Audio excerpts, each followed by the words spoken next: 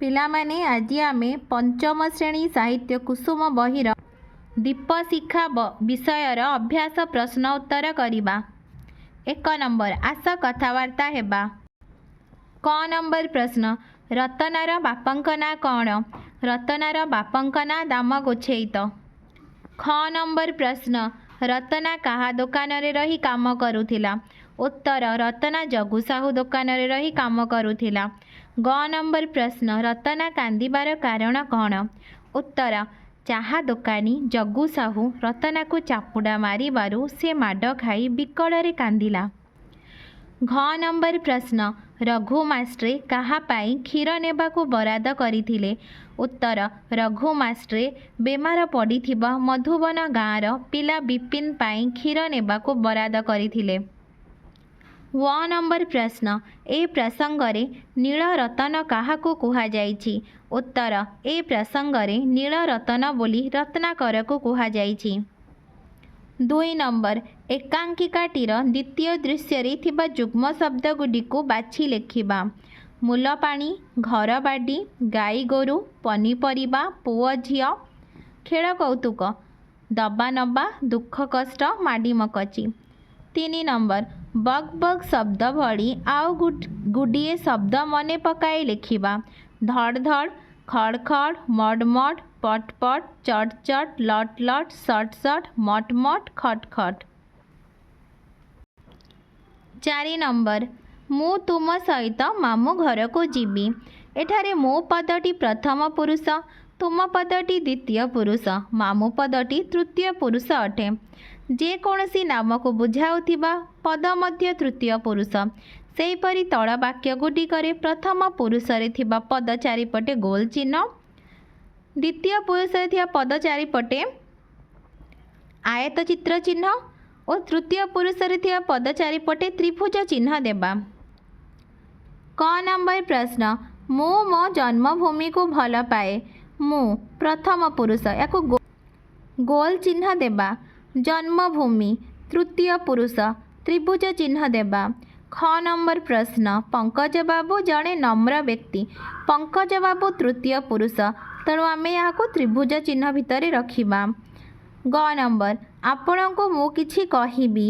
आपण को द्वितीय पुरुष या आयत चित्र चिन्ह रे रखिबा। मु प्रथम पुरुष गोल चिन्ह देबा। घ नंबर प्रश्न तुमे काहा को खोजुच? तुमे द्वितीय पुरुष या आयत चित्र चिन्ह देबा। काहा को तृतीय पुरुष त्रिभुज चिन्ह देबा।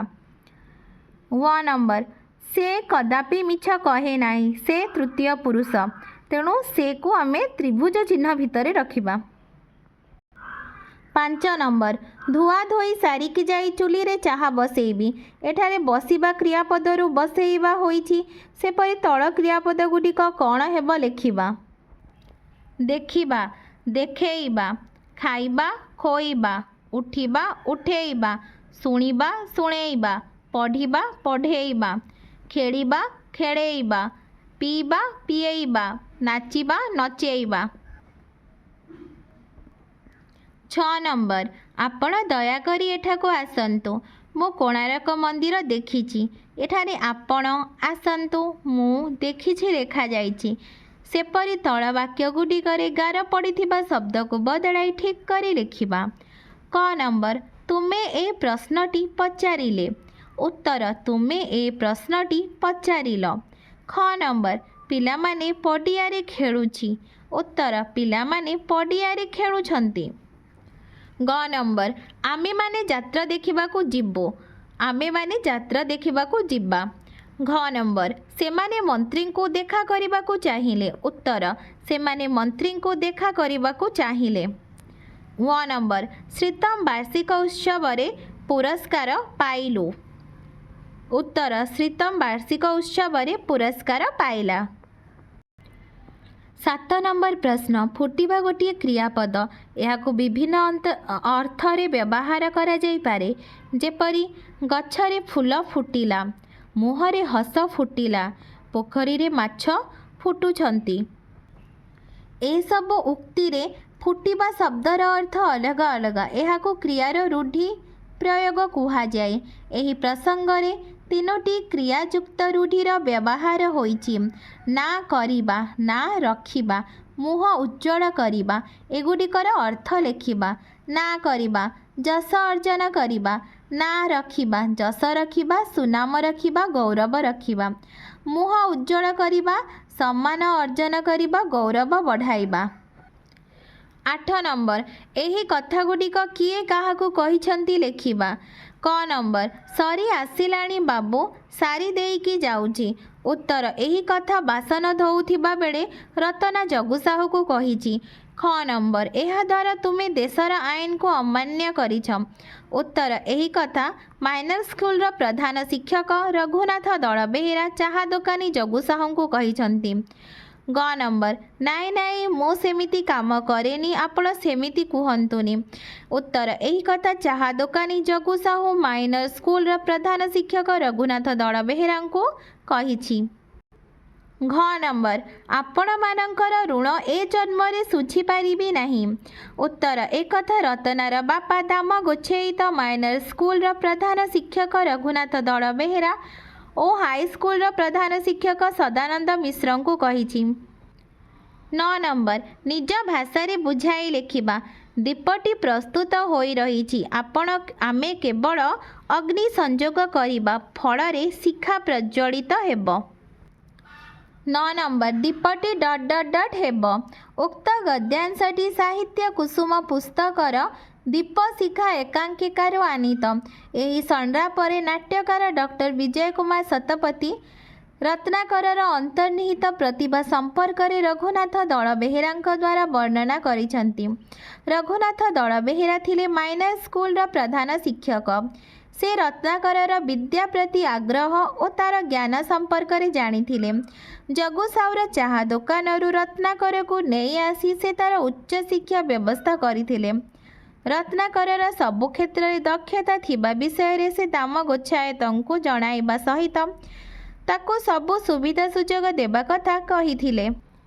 ତାଙ୍କ ମତରେ ରତ୍ନାକର ଦୀପଟି ଭଳି ପ୍ରସ୍ତୁତ।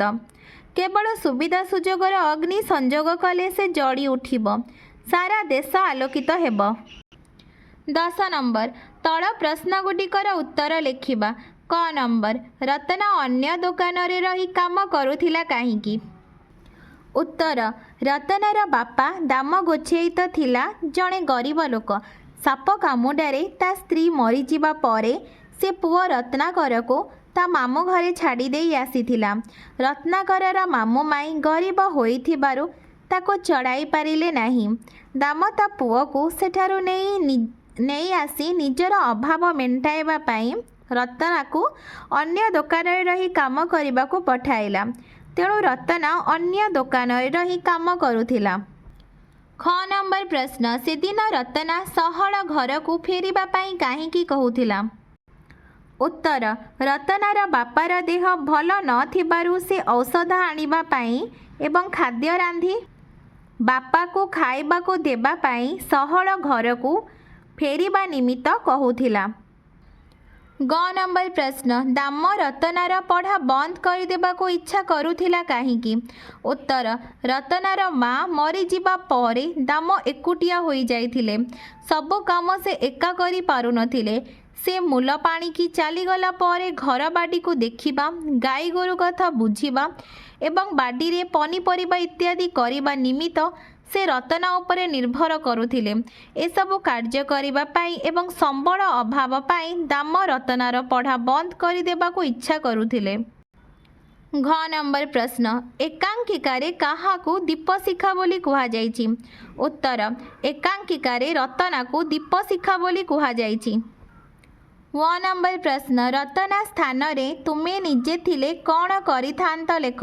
ଉତ୍ତର, ରତନାର କର୍ତ୍ତବ୍ୟନିଷ୍ଠା, ଗୁରୁଜନ ଭକ୍ତି ଓ ସହିବାର ଶକ୍ତି ପ୍ରଶଂସନୀୟ। ତା ସ୍ଥାନରେ ଆମେ ଥିଲେ ନିଶ୍ଚୟ କର୍ତ୍ତବ୍ୟ କରିବାକୁ ଆଗ୍ରହୀ ହୋଇଥାନ୍ତୁ। 11 ନମ୍ବର, ତଳେ ଦିଆଯାଇଥିବା ବାକ୍ୟ ଓ ନିଜ ମନରୁ କିଛି ବାକ୍ୟ ନେଇ ଅନୁଚ୍ଛେଦଟିଏ ଲେଖିବା। ଉତ୍ତର, ରତନା ଦୋକାନ ନିକଟରେ ବାସନ ଧୋଉଥିଲା। ଜଗୁ ସାହୁ ତାକୁ ଖୁବ୍ ଟାଣ ଭାଷାରେ କଥା କହି ଶୀଘ୍ର ଚାହା ବସାଇବାକୁ କହିଲା। ରତନା ଜଗୁ ସାହୁର କଥା ଶୁଣି ଦୁଃଖିତ ହେଲା। ଧୁଆଧୋଇ ସାରିକି ଯାଇ ଚୁଲିରେ ଚାହା ବସେଇବି ବୋଲି ସେ ତାକୁ କହିଲା। କାମ ସାରିଲେ ସେ ସହଳ ଘରକୁ ଯିବାକୁ ଚାହୁଁଥିଲା। ତେଣୁ ସେ ଜଗୁ ସାହୁକୁ କହିଲା, ମୋତେ ଆଜି ଟିକେ ଚଞ୍ଚଳ ଛାଡ଼ିଦେବ। ଏହା ଶୁଣି ଜଗୁ ସାହୁ ଅଧିକ ବିରକ୍ତ ହୋଇ କହିଲା, କୁଆଡ଼େ ଯାତ୍ରା ଦେଖିବାକୁ ଯିବୁ କି? ଜଗୁର କଥା ଶୁଣି ରତନା ତା ବାପାର ଦେହ ଖରାପ ଥିବା ବିଷୟରେ ଜଣାଇଲା। ସେ ଗଲେ କ'ଣ ଦିଟା ରାନ୍ଧି ତା ବାପାକୁ ଖାଇବାକୁ ଦେବ, ଔଷଧ ଖୁଆଇବ ବୋଲି କହିଲା। ସେ କାମକୁ ଆସିଲା ବେଳେ କନ୍ଥା ଘୋଡ଼ାଇ ହୋଇ ଶୋଇଥିବ। ତାର ବାପା କ'ଣ କରୁଥିବ କେଜାଣି ଏବେ ବୋଲି ସେ ମନରେ ଭାବନା କଲା। ତାର କଥା ଶୁଣି ଜଗୁ ସାହୁ ଚିହିଁକି ଉଠି କହିଲା, ବେଶ୍ ତ ବନେଇ ଚୁନେଇ କଥା କହିପାରୁଛୁ। 12 ନମ୍ବର। ପାଖରେ ଥିବା ଗୋଲେଇ ଭିତରେ କେତେଜଣ ବ୍ୟକ୍ତିଙ୍କ ନାମ ରହିଛି। ଦିଆଯାଇଥିବା ଉକ୍ତିଗୁଡ଼ିକୁ ଯିଏ କହିଛନ୍ତି ତାଙ୍କ ନାମ ସହିତ ଗାର ଟାଣି ଯୋଡ଼। ବସ୍ ଲାଗିବା ଆଗରୁ ସବୁ କାମ ସାରିଦେବି, ଏକଥା ରତନା କହିଛି। ଚାହା ଦୋକାନରେ ମାଡ଼ଗାଡ଼ି ଖାଇ ଖଟୁଥିବା ସେଦିନର ରତନା ଆଜି ଆମ ଅଞ୍ଚଳର ନୀଳରତନ, ଏକଥା ରଘୁ ମାଷ୍ଟ୍ରେ କହିଛନ୍ତି। 14 ବର୍ଷରୁ କମ୍ ବୟସର ପିଲାଙ୍କୁ ଶ୍ରମିକ ଭାବେ ଖଟାଇବା ଏକ ଅପରାଧ, ଏହା ମଧ୍ୟ ରଘୁ ମାଷ୍ଟ୍ରେ କହିଛନ୍ତି। ଦେଖୁଛୁ ତ ଏହି ତତଲା ତେଲ କଢ଼େଇକି, ଏହା ଜଗୁ ସାହୁ କହିଛି। ଜଗୁ ସାହୁର ଚାହା ଦୋକାନରୁ ଆପଣ ସେଦିନ ପିଲାଟାକୁ ନେଇ ଆସି ଏତେ ବାଟରେ ପହଞ୍ଚାଇଲେଣି, ଏହା ଦାମ କହିଛି।